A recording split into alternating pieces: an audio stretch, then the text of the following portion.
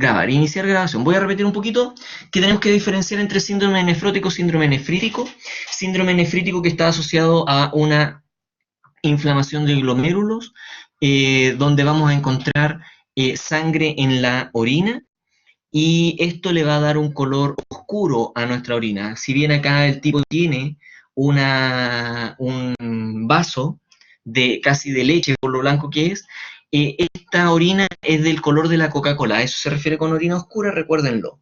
Y vamos a tener una disminución en la producción de orina, eso quiere decir que es oliguria, y vamos a tener hipertensión arterial asociada. Por otro lado, el síndrome nefrótico es un aumento en la permeabilidad de la membrana basal glomerular. Recuerden que la membrana basal glomerular era la que mantenía las proteínas al interior del vaso sanguíneo y que impedía que pasaran hacia el ultrafiltrado. Por lo tanto, si aumenta la permeabilidad de esta membrana, lo que nosotros vamos a tener de forma importante es proteína en la orina, una proteinuria masiva, ¿sí? Ahora, esta pérdida de proteínas que vamos a tener a través de la orina también va a significar que estos pacientes con pérdida de proteína van a empezar a tener un edema que es producido por una disminución de la presión oncótica al interior de los capilares, ¿sí? Este síndrome nefrótico puede ser por causas primarias o secundario a ciertas infecciones, algunos fármacos y también algunas neoplasias. Junto con esta pérdida de proteínas a través de la orina, este edema periférico que también vamos a encontrar, vamos a tener pacientes que presentan una hipoalbuminemia, o sea, disminución de albúmina en la sangre, que era la principal proteína que mantenía la presión oncótica capilar. Vamos a tener un fenómeno de hipercoagulabilidad también, y vamos a tener también una hiperlipidemia. Recuerden que las proteínas están asociadas al transporte de lípidos, por lo tanto vamos a tener una desregularización del transporte de lípidos, y esto va a generar una hiperlipidemia, ¿sí? Entonces tenemos que el síndrome nefrótico, este aumento en la permeabilidad, y va a haber una triada en este síndrome nefrótico. Vamos a tener una proteinuria masiva que va a ser superior a 3 gramos diario. Vamos a tener una hipoalbuminemia que van a haber menos de 25 gramos de albúmina por litro de sangre, y esto mismo es lo que va a generar un edema. Ahora, asociado a las proteínas también íbamos a tener transporte de lípidos, y esto también se va a desregular. Por lo tanto, vamos a tener una hiperlipidemia, vamos a tener una hipercolesterolemia, pero esta puede o no estar presente, ¿sí? Tienen que tener presente que en el síndrome nefrótico hay una excreción de proteínas que es superior a 3,5 gramos de proteínas diarios. Es una tremenda cantidad de proteína la que se está eliminando por medio de la orina, ¿sí? Esto va a generar una disminución de la presión oncótica capilar. Por lo tanto, vamos a tener edema de inicio súbito. Miren este joven acá, que parece que le hubiesen sacado la cresta, pero no, este joven no estaba marchando. Este joven tuvo una pérdida importante de proteínas en su lecho capilar. Esto llevó a que aumentara la presión hidrostática y saliera el líquido de los vasos sanguíneos, y por eso se produce este edema, que inicialmente es periorbital, en la periferia de los ojitos, ¿sí? La misma presencia de proteína en la orina va a generar una gran producción de espuma en la orina. Ahora, no se asusten, muchos de nosotros hemos ido a orinar y nos encontramos con que hay espuma en nuestra orina, pero esto puede ser por otros factores.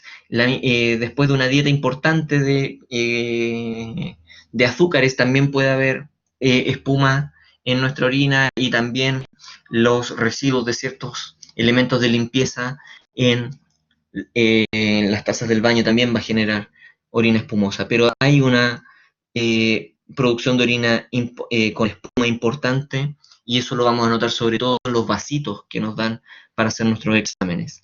Otros síntomas generalizados, el letargo, el cansancio, la fatiga y la disminución del apetito. Otras posibles presentaciones, aparte de este edema ya ahora generalizado, puede haber una presión elevada, pero la presión arterial por lo general en estas personas es normal. Vamos a encontrar leuconiquia. Esta leuconiquia son esas líneas blancas que se generan en la uña. Ahora, muchos han asociado esa leuconiquia a deficiencias de calcio, pero también se pueden generar por traumatismos, son muchas las causas. Pero cuando nosotros no tenemos traumatismos asociados, no hay una deficiencia de calcio real, podemos asociar que hay un síndrome nefrótico que pueda estar causando esta leuconiquia. Pero lo último que nos va a pasar es leuconiquia. Antes va a aparecer edema y proteína en la orina. Si usted no tiene ni proteinuria ni edema generalizado, su leuconiquia puede ser por cualquier otra causa. Vamos a tener disnea. ¿Por qué? Porque se nos está saliendo el líquido de los vasos sanguíneos, por lo tanto va a haber derrame pleural, hay un aumento, una sobrecarga de líquido en estos órganos. Como había una hipercoagulabilidad, se pueden generar trombosis que son venosas profundas y que van a generar edemas pulmonares y también posibles infartos al miocardio. Y lo otro que vamos a encontrar estos santomas eruptivos, que son unas afecciones cutáneas y que las pueden ver en esta imagen a su derecha abajo, que son afecciones cutáneas, como les decía, en el cual se acumulan pequeñas cantidades de grasa debajo de la superficie de la piel y que son comunes en adultos, especialmente en los adultos mayores y personas con altos niveles de lípidos en su sangre. ¿Cuáles son las causas de los síndromes nefróticos? Vamos a encontrar 4. Vamos a encontrar una nefropatía membranosa, que es la causa más frecuente de síndrome nefrótico en los adultos y está mediada por el depósito de complejos inmunitarios en la membrana basal glomerular. Esto produce un aumento en la permeabilidad capilar y además produce la activación de células mesangiales que va a generar que liberen proteasas y estas mismas proteasas van a ir a degradar la membrana basal glomerular. Vamos a tener también una enfermedad que se llama enfermedad de cambios mínimos. Esta enfermedad de cambios... Demonios, permítanme devolverme. Esta enfermedad de cambios mínimos que cuando nosotros observamos los riñones a nivel macro están normales, cuando los observamos al microscopio óptico de luz, normal. Solamente vamos a notar cambios cuando ocupemos la microscopía electrónica. La enfermedad de cambios mínimos es la principal causa de síndrome nefrótico en niños. En algunos casos, esta enfermedad de cambios mínimos aparece después de enfermedades respiratorias o de vacunas que se realizan en los chicos. La hipótesis a esta alteración es que existen algunas citoquinas proinflamatorias circulantes que generan que la membrana basal pierda sus cargas negativas que actuaban como barrera, ¿sí? Entonces, esta enfermedad de cambios mínimos, cuando es por estas causas, tiene un pronóstico que es maravilloso, un pronóstico excelente. ¿Por qué? Porque cuando nosotros incorporamos corticoides como antiinflamatorios, esta situación y este síndrome nefrótico generado por enfermedad de cambios mínimos se revierte. También tenemos una glomerulosclerosis focal o segmentaria, ¿sí? Aquí el problema no está en la membrana basal glomerular, como los otros dos casos, sino que el problema se encuentra en los podocitos, ¿sí? ¿Qué pasa con estos podocitos? Estos podocitos también actuaban como barrera. Ahora estos podocitos se desprendieron y ya no están presentes en la barrera de filtración glomerular, ¿sí? Ahora, ¿por qué se habla de focal y segmentaria? Porque no afecta a todos los glomérulos, sino que hay algunos glomérulos que se ven afectados dentro del riñón. De ahí la palabra focal. Y cuando nosotros vemos los glomérulos afectados, vamos a ver que no la totalidad, no todo el glomérulo se está viendo afectado, sino que algunos segmentos de este glomérulo. De ahí el segmentario.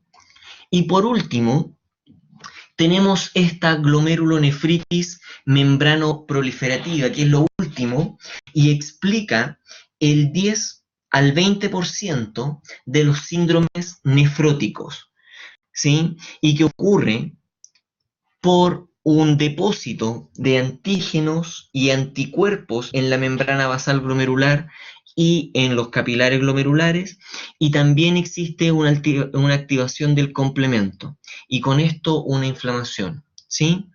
Entonces son las 4 causas principales del síndrome nefrótico. Si observamos a continuación acá, tenemos 2 imágenes de microscopía electrónica que representan la enfermedad de cambios mínimos. ¿Dónde vamos a encontrar la enfermedad de cambios mínimos? En la imagen que está acá, a la derecha, ¿sí? Pueden ver, la imagen de la izquierda está un glóbulo, miren, cáchense esto, un glóbulo rojo, ¿sí? Por lo tanto, esto es el capilar glomerular. La membrana basal glomerular, miren qué hermosa se ve, y sobre la membrana basal glomerular encontramos estas estructuras. Estas estructuras son los pedícelos de los podocitos, ¿sí? Muy bien pegaditos, muy bonitos, sirviendo como barrera. La enfermedad de cambios mínimos se ve como este panel que está acá a su derecha. Pueden ver que ya no están estas estructuras bonitas que se veían en la imagen anterior, sino que más bien están aplanados estos podocitos. Se habla de unos podocitos que están borrados. Estos podocitos que están aquí no sirven realmente como barrera, ¿sí? Y esto es lo que se ve afectado en la enfermedad de cambios mínimos, que solamente es visible con microscopía electrónica. Y aquí tenemos la enfermedad focal y segmentaria. Pueden ver, como decía anteriormente, no todos los glomérulos se ven afectados. Y cuando vemos los glomérulos afectados, son algunas zonas, como acá. Acá también podríamos decir que acá está empezando, que se ve una afectación, que se ve un aumento en el grosor de la membrana basal glomerular, ¿sí? Pero no es la totalidad del glomérulo, ni son tampoco todos los glomérulos que están siendo afectados. Por otro lado, el síndrome nefrítico es un adelgazamiento de la membrana basal, ¿sí? Esto genera unos poros tremendos que van a permitir el paso de proteínas, pero además va a permitir el paso de células sanguíneas que se van a acumular en los túbulos. Por eso nosotros vamos a tener estos cilindros de células sanguíneas. Estos son cilindros que se acumularon en los túbulos, distales, en los túbulos colectores incluso, y formaron una especie de cilindro de glóbulos rojos, que son medio gelatinosos, que se pueden reconocer en la orina. Asociado a esto, también vamos a tener una hipertensión que es bastante moderada y va a haber una disminución en la producción de orina. Vamos a hablar de que se producen menos de 400 a 500 ml diarios de orina. Vamos a tener un aumento también de urea plasmática y vamos a tener una proteinuria importante, pero no tan importante como en el síndrome nefrótico, ¿sí? ¿Por qué ocurre o cuál es la principal causa del síndrome nefrítico? La principal causa del síndrome nefrítico es la glomerulonefritis aguda, ¿sí? ¿Qué ocurre con esto? Tenemos que contextualizar. Esta glomerulonefritis aguda ocurre de forma secundaria a otro tipo de infección. ¿Qué pasó? Existe una enfermedad, primero, que puede ser cutánea o puede ser faríngea, ¿sí? Estamos hablando ya del tracto respiratorio. Hay una bacteria que atacó la piel o que atacó la faringe, ¿sí? Nuestro cuerpo se defendió contra esa bacteria. Sin embargo, al eliminar a la bacteria desde la faringe o desde la piel, generó algunos complejos inmunes. Estos complejos inmunes se empiezan a depositar y empiezan a atacar el riñón ahora. ¿Cuándo aparecen los signos y síntomas? Aparecen de 7 días a 4 semanas después de la infección faríngea o cutánea, ¿sí? Después de 4 días a 4 semanas empieza a aparecer ahora una inflamación o una glomerulonefritis y que por lo tanto está atacando al riñón. Afortunadamente, cuando esto se da en niños, el 95% se recupera tremendamente rápido, no hay problema. El 1% pasa a otra enfermedad que se llama rápidamente progresiva. Y el resto, ese 4%, evoluciona a una insuficiencia renal crónica. Esto en los niños, donde un 95% se recupera, ¿sí? En el adulto, solamente el 60% se recupera y el otro 40% está dividido a una eh, insuficiencia renal crónica y a una enfermedad rápidamente progresiva. Pero recuerden que la principal causa de esta glomerulonefritis aguda es es una infección faríngea y una infección cutánea por algunos tipos de bacterias como el estreptococo beta hemolítico o algunas cepas nefritogénicas de bacterias que atacan a la faringe y la piel, ¿sí? ¿Cuáles son los signos y síntomas importantes de esta síndrome nefrítico y de la glomerulonefritis aguda? La hematuria, proteinuria, hipertensión, oliguria, dolor en los flancos, sobre todo en las partes eh, lumbares, porque lo que nos está doliendo son los riñones, básicamente. Hay algunos síntomas sistémicos generalizados, porque recuerden que afectándose el riñón, afectándose la función renal, se va a ver afectado el sistema circulatorio, se va a ver afectado también nuestro sistema respiratorio. Y esto aparece de 4 días a incluso 4 semanas después de una infección estreptocócica de la faringe, ¿sí? Había mencionado que podía evolucionar a una glomerulonefritis rápidamente progresiva. Esta glomerulonefritis rápidamente progresiva no es parte del síndrome nefrítico, ya estamos hablando de una patología completamente distinta, ¿sí? Nos vamos a referir ahora a otras patologías que son renales y vamos a partir precisamente con esta glomerulonefritis rápidamente progresiva. Antes de continuar, preguntas respecto a síndrome nefrótico, síndrome nefrítico.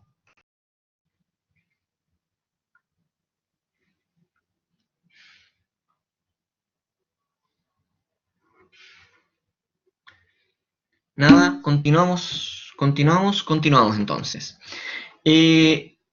Cuando hablamos de glomérulo, ¿alguien tenía una pregunta? No. Puedes dejar su pregunta ahí, yo se la voy a contestar, si no me la pueden hacer al mail también, si es que se les ocurre algo durante el transcurso de la clase. Queda poquito, quedan poquitas diapositivas, así que vamos a pasar rapidito. Y esto es más rápido, ¿sí? Veamos glomerulonefritis rápidamente progresiva. Esto es un deterioro tremendamente grande de los glomérulos, y se van a diferenciar en tres grandes grupos. El tipo 1 son anticuerpos contra la membrana basal glomerular. El tipo 2 está mediada por un complejo antígeno-anticuerpo que se deposita en el glomérulo. Y el tercero, no hay ni complejo inmunitario, ni tampoco anticuerpos contra la membrana basal glomerular, pero sí existe anticuerpos contra los citoplasmas de los neutrófilos circulantes. En los tres casos, lo que ocurre es una migración de células inflamatorias que salen desde los capilares glomerulares que están acá, salen del capilar glomerular y colonizan la cápsula de Bowman. Y se empiezan a generar, observen acá, estas medialunas. Estas medialunas son clásicas de la glomerulonefritis rápidamente progresiva. Todos estas células que conforman la medialuna son linfocitos, ¿sí? Que se depositan ahí y no permiten que la filtración o que lo que ya se había filtrado pase ahora a los túbulos, ¿sí? Por lo tanto, hay una acumulación tremenda de todos los compuestos nitrogenados en sangre y empieza a deteriorarse y a matar estas células inflamatorias que están acá, los glomérulos paulatinamente y muy, muy rápido, ¿sí? Generando una glomerulonefritis crónica y en muchos casos se requiere de trasplante renal, ¿sí? Pasemos a glomerulonefritis crónica. La glomerulonefritis crónica es un estadio final común de distintas enfermedades, ¿sí? Los pacientes en los estados de glomerulonefritis crónica al final suelen presentar hipertensión y empiezan a tener otras manifestaciones secundarias al aumento de urea en la sangre, como son la pericarditis, que es una inflamación del pericardio, y también un hiperparatiroidismo, ¿sí? Y se suma a esto una gastroenteritis urémica. Esta gastroenteritis urémica la vamos a ver con mucho mayor detalle, la vamos a ver en detalle en realidad, cuando veamos sistema gastrointestinal, ¿sí? Pero ustedes pueden ver acá que cuando hablamos de glomerulonefritis crónica, el 90% de la glomerulonefritis rápidamente progresiva terminan y se desencadenan en una glomerulonefritis crónica, ¿sí? El otro 10% lamentablemente no se recupera del todo. Una glomerulonefritis membranosa, el 30 al 50% de la glomerulonefritis membranosa va a terminar en una glomerulonefritis crónica. Y de las glomerulosclerosis focal y segmentales que habíamos mencionado anteriormente, del 50 al 80% determinan una glomerulonefritis crónica. ¿Por qué ocurre esto? Observen estas imágenes acá. A su izquierda tenemos un glomérulo que ha sido invadido por células inflamatorias y a su derecha tenemos un glomérulo sano. Pueden observar cómo se ha engrosado toda esta barrera de filtración glomerular, cómo se ha perdido incluso el espacio urinario por esta glomerulonefritis, esta inflamación crónica al interior de los glomérulos. Este glomérulo que está acá ya no filtra absolutamente nada, está muerto y lleno de células inflamatorias, ¿sí? Eso es lo que quedó del glomérulo en una glomerulonefritis crónica. ¿Estamos? Y por este otro lado tenemos el glomérulo sanito. Miren las diferencias, por favor. Tremendamente delgada la barrera, con los capilares que se observan claramente, un espacio urinario intacto, con células mesangiales que también se pueden reconocer entre medio del glomérulo, algunos también podocitos que se pueden reconocer acá, por ejemplo, acá también, que por lo generalmente están mirando hacia afuera del glomérulo, y una capa parietal de la cápsula de Bowman, que está intacta, maravillosa. Tenemos un polo vascular y un polo urinario de este glomérulo que se reconocen completamente. Y acá, en este caso de la glomerulonefritis crónica, ya nada se puede reconocer de forma correcta. Porque, insisto, el glomérulo está muerto. ¿Sí? Dudas, consultas. Recuerden escribirlas, yo las voy a estar contestando a medida que las vaya leyendo, ¿sí? Pasamos, y con esto estamos ya terminando con las nefrolitiasis, y que en estricto rigor tenemos que referirnos a urolitiasis también, ¿sí? Que son cálculos renales que pueden aparecer en cualquier parte de la vía urinaria, pero lo más frecuente es que ocurran en el riñón, ¿sí? Entonces, la nefrolitiasis o la urolitiasis es la formación de cálculos renales producto de la precipitación de sales, ¿sí? Que fueron filtradas a nivel glomerular. ¿Por qué ocurren? Porque por múltiples trastornos. Por eso se habla de que es multifactorial, y es evidente en la formación de este cálculo. ¿Por qué es multifactorial? Porque puede deberse a una deshidratación importante, a un aumento en el consumo de sales, y no solamente de sales, sino que empiezan a aparecer también algunos de colesterol y algunas otras enfermedades asociadas. Dentro de esto, la rhabdomiolisis también es importantísima, ¿sí?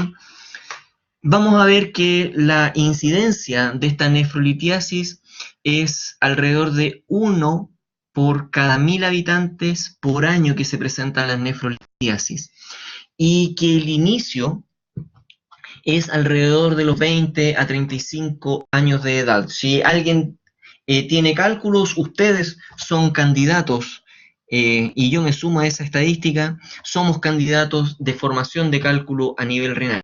Y lamentablemente es mucho más común, no lamentablemente, pero aquí sí nos tocó, mucho más común en hombres que en mujeres. Afortunadamente, para las mujeres que por lo general están más expuestas a un montón de otras patologías por el tipo de terapias hormonales que también se están implementando hasta el día de hoy, ¿verdad? Entonces, bueno, afortunadamente para esta estadística en las mujeres se presentan mucho menos los cálculos, pero siguen presentándose, ¿sí?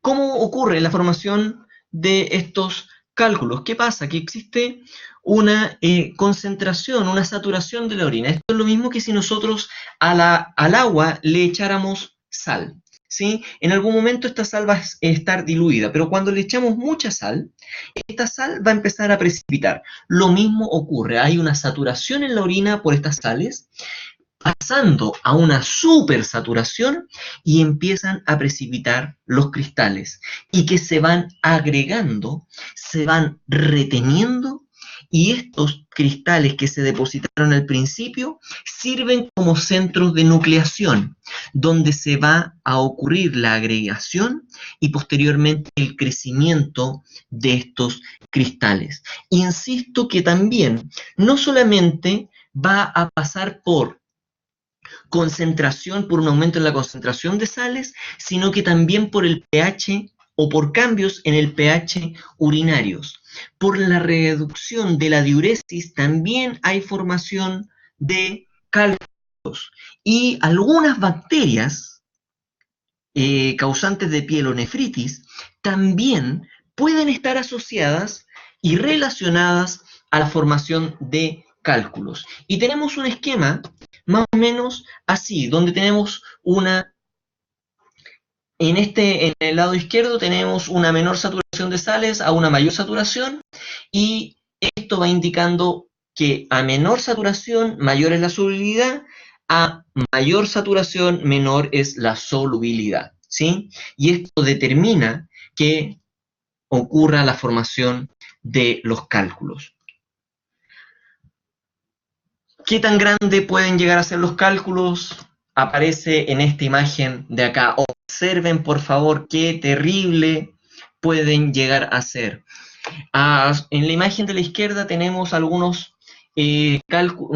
cálculos de distinto tamaño, algunos pequeños, algunos más grandes, que incluso ocupan toda o gran parte de la pelvis renal, ¿sí? Esto aparentemente es de oxalato de calcio por heterogeneidad en el tamaño de los cálculos. Pero puede haber una mezcla entre oxalato de calcio y algunos de fosfato.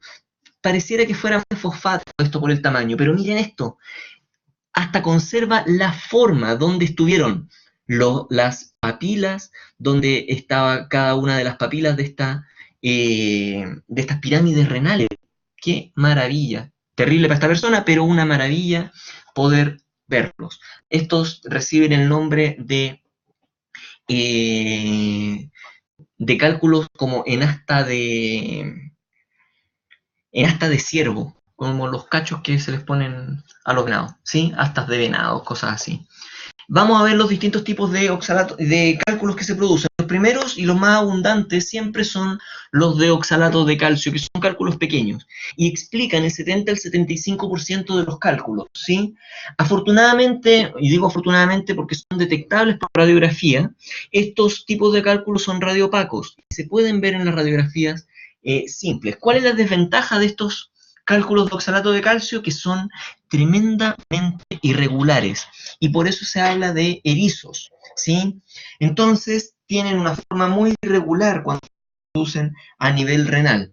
Hay alimentos que son ricos en oxalato de calcio, y esto es tremendamente importante para ustedes. Tenemos el tomate, la cebolla, la espinaca, el brócoli, el chocolate, qué terrible, que son ricos en oxalato de calcio. Entonces, a las personas que presentan este tipo de cálculos, se les debiese restringir este tipo de alimentos. ¿Estamos? Eh, Ahora, cuando no han formado estos erizos grandotes, nosotros podemos detectar los cristales de oxalato de calcio. Profe, no se ve, profe, no se ve. A ver, profe, no se ve. Déjenme ver qué hice.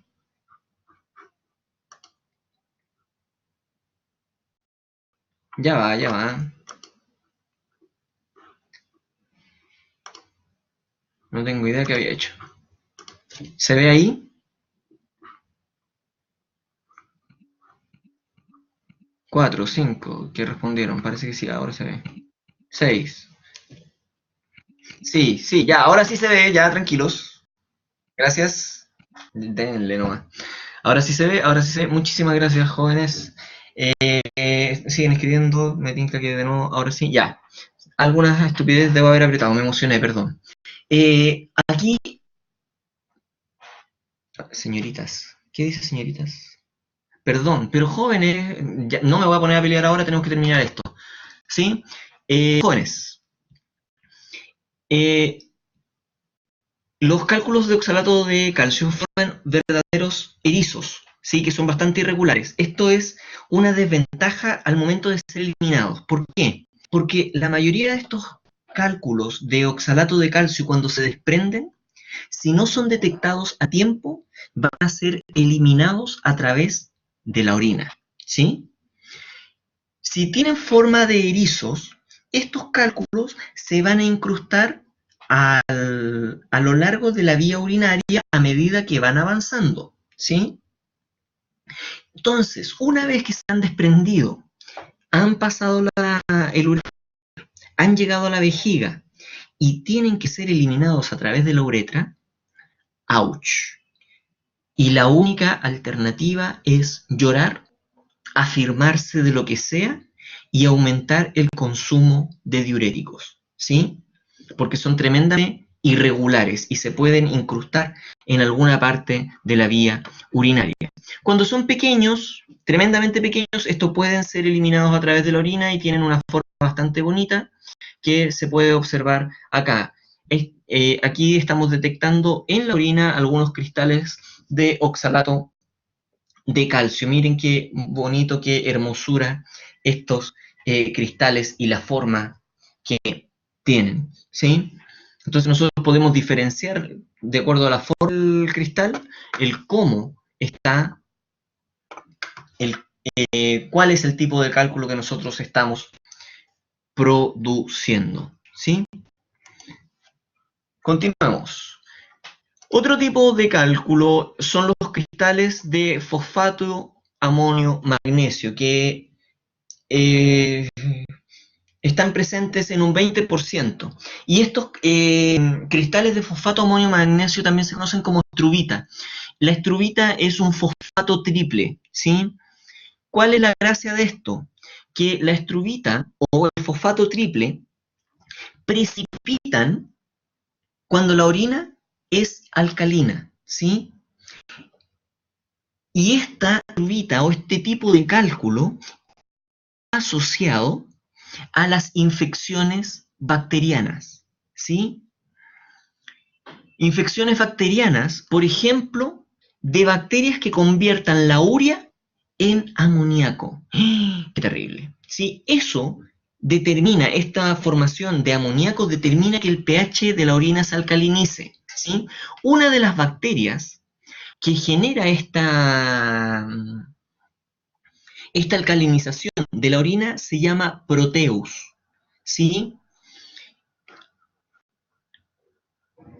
El Proteus es un género de bacterias gram negativas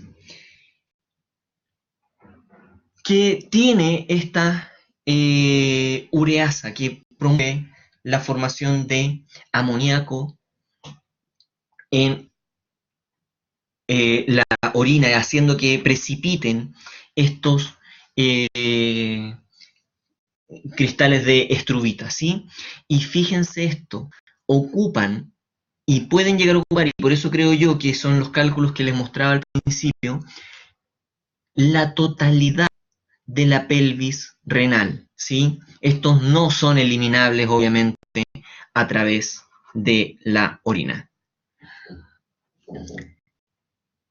Aquí está la explicación de cómo estas bacterias, la Proteus, con su enzima ureasa, puede transformar la urea en amoníaco y que posteriormente precipite. Y aquí está la forma de estos cristales de fosfato, amonio y magnesio.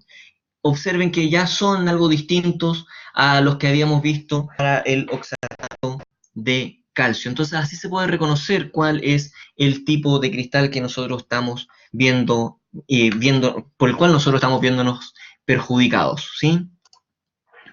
Tenemos que el tratamiento de esto es acidificar la orina, y para acidificar la orina lo que nosotros vamos a administrar son altas dosis de vitamina C.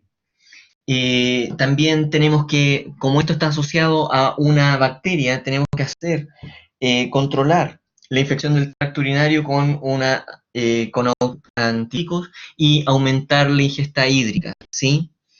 Y no evitar la micción, ¿sí? Va a doler y en muchos casos duele, pero no tenemos que evitar que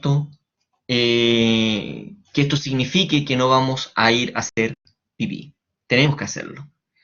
Por último, tenemos los cristales de ácido úrico que representan el 5% de los cálculos que se forman a nivel renal. ¿Cuál es la gracia que tienen estos? Que son cálculos pequeños y estos, a diferencia de los de oxalato de calcio, no son detectables en la radiografía, son radiolúcidos. Se requiere de un medio de contraste, ¿sí? Estos precipitan a un pH ácido.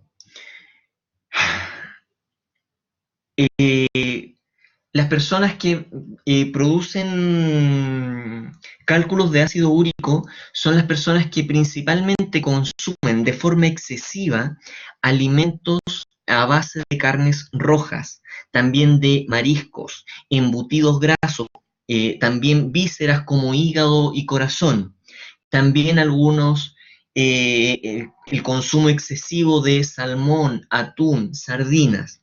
No solamente vamos a tener el depósito de los cristales de ácido úrico a nivel renal, sino que también lo vamos a tener en algunos tejidos blandos, como son las articulaciones. Y es por eso también que es depósito, dígame Constanza. Entonces eso es lo que se le llama la gota, la enfermedad de la gota. Exactamente, me has quitado las palabras de la boca. Vale. Las personas que tienen estos depósitos de ácido úrico van en gran frecuencia asociados a la gota, ¿sí? Qué maravilla que aún estén despiertos. No saben cómo me motiva esa respuesta por parte del público, ¿sí? Tenemos que también se pueden detectar estos cristales en la orina, ¿sí? Estos cristales tienen esta forma, miren qué maravilla. Pueden ser detectados en la orina, tienen una forma bastante regular, pueden formar hasta una florcita que se puede ver por ahí que parece copo de nieve. ¿Sí? No es tan maravilloso como un copo de nieve y duele mucho más. Eh, y lo puse para eh, porque salen las bibliografías que nosotros les damos, que hay una cantidad baja de cálculos que están producidos por cristales de cistina, que se debe a la acumulación de algunos aminoácidos no esenciales, ¿sí? Y es una causa común de cálculos en niños. Recuerden que los cálculos renales, la urolitiasis ocurre desde la formación desde los 20 a los 35 años, por lo tanto, no es común de que ocurra en niños. Cuando ocurre en niños, que no es común, probablemente se refiere a estos cristales de cistina. Y observen la forma, una forma hexagonal también bastante regular, ¿sí? Ahora, independiente de cálculos, cuando estos se forman, la presentación clínica es clásica, con cólicos renales, con un dolor a nivel abdominal que tiene un inicio repentino. ¿Por qué ocurre esto? Primero por la obstrucción de la vía urinaria, pero lo otro es porque los cristales se incrustan en la vía urinaria y es un dolor repentino e intenso, alrededor de unos 15 a 30 minutos. La persona la vamos a tirada en el suelo en posición fetal sin poder reaccionar. Es tanto el dolor que sienten que va a estar asociado a náuseas y vómito, ¿sí? Y el dolor se va a estar localizando principalmente en los flancos y en la región inguinal, ¿sí? Puede haber hematuria, pero no de forma importante. Eso quiere decir que vamos a encontrar la presencia de algunos glóbulos rojos en una parte importante de la producción de estos cálculos, pero principalmente por la ruptura de la vía urinaria a medida que se va incrustando, que no es importante, por eso es una hematuria microscópica. Aquí está la localización de los cólicos, estaba acá, en los flancos, que va a dejar a la persona en el suelo, en posición fetal, sin poder moverse, y en la región inguinal que está en esta zona. ¿Cuál es el tratamiento para estos cólicos renales? Analgésico endovenoso. Se puede utilizar incluso opiáceos, ¿sí? Como la morfina. A las personas con estos cálculos, al igual que los cálculos de vesícula, se les recomienda meterse en tina con agua caliente. ¿Para qué? Para que se relajen las vías urinarias, o se puede administrar calor local, pero con la misma excusa de generar una apertura de la vía urinaria y que el cálculo pueda continuar su curso, ¿sí? Eh, si el cálculo no sale por la vía urinaria, tiene que ser extraído. Y, existen tres fórmulas para extraer los cálculos que los vamos a ver a continuación, pero tiene que ser extraído el cálculo renal.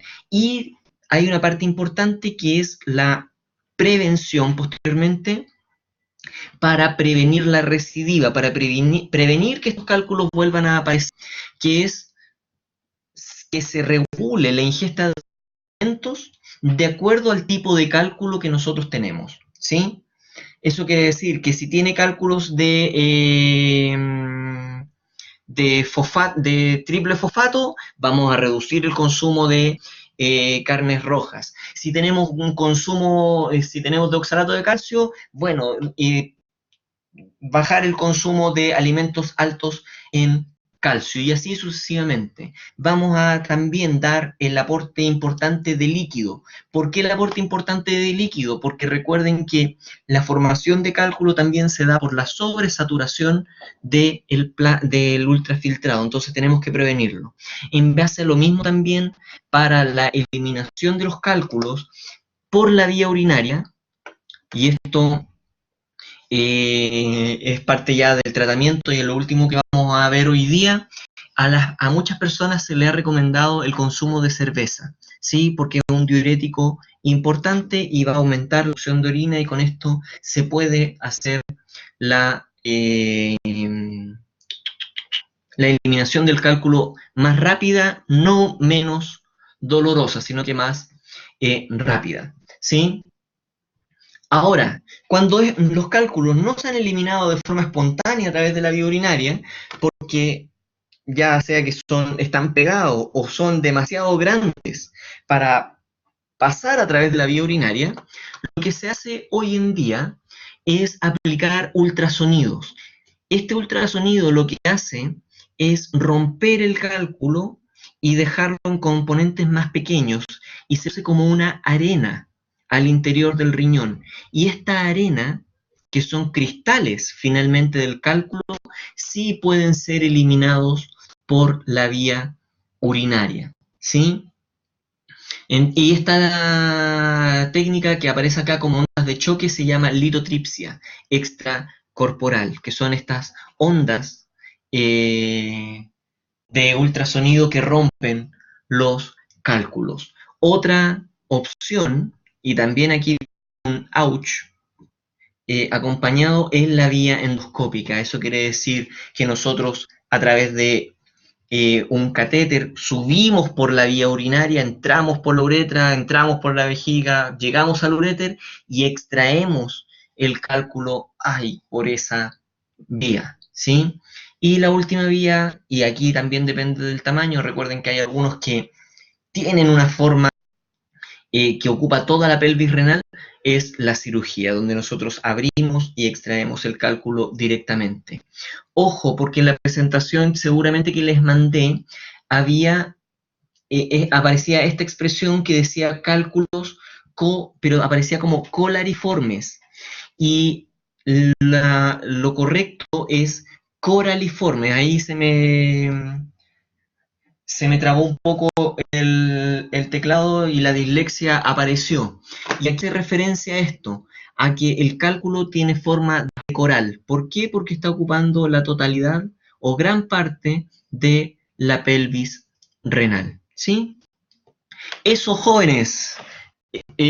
No sé si tienen consultas, dudas, pueden hacerlas en estos momentos, activar sus micrófonos y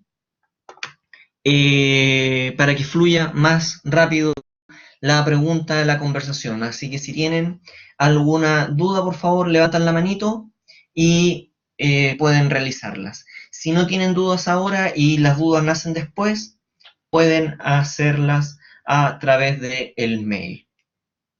Dudas, consultas, preguntas, inquietudes.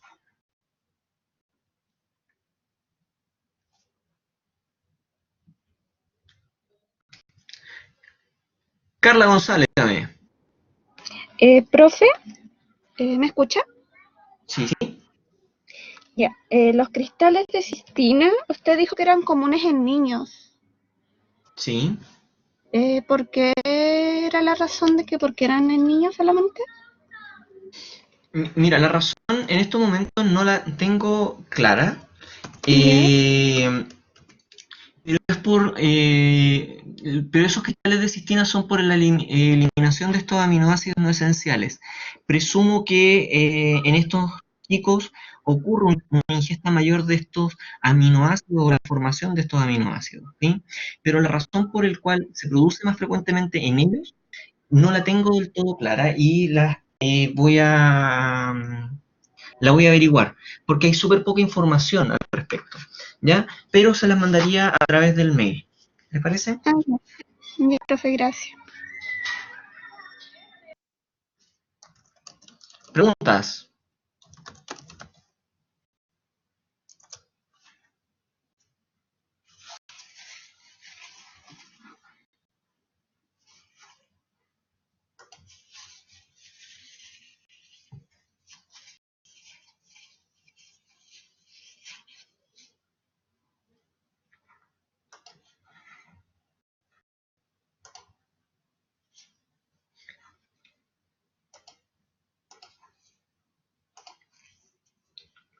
Consulta, no sean tímidos.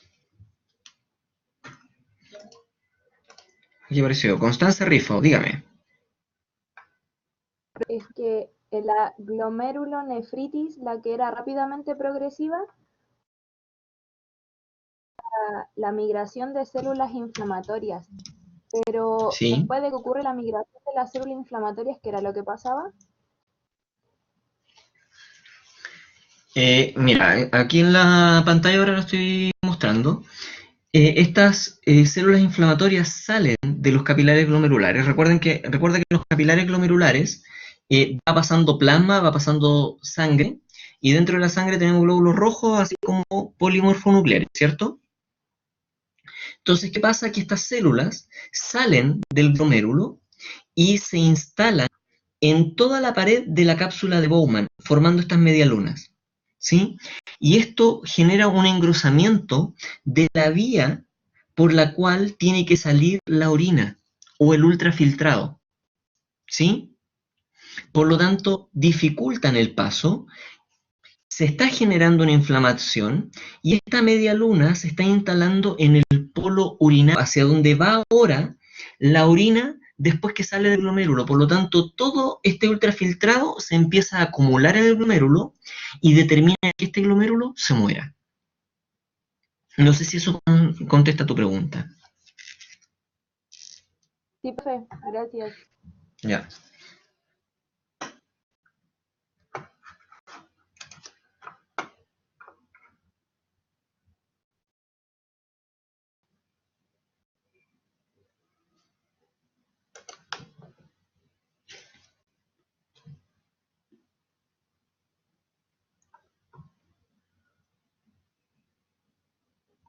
¿Dudas, consultas? Si no hay más dudas, fue un gusto hoy día, algo extenso, pero no creo que vaya a ser de otra forma. Insisto en que vean bien la alternativa de no tener que repetir la clase, porque esto mismo va a ocurrir mañana,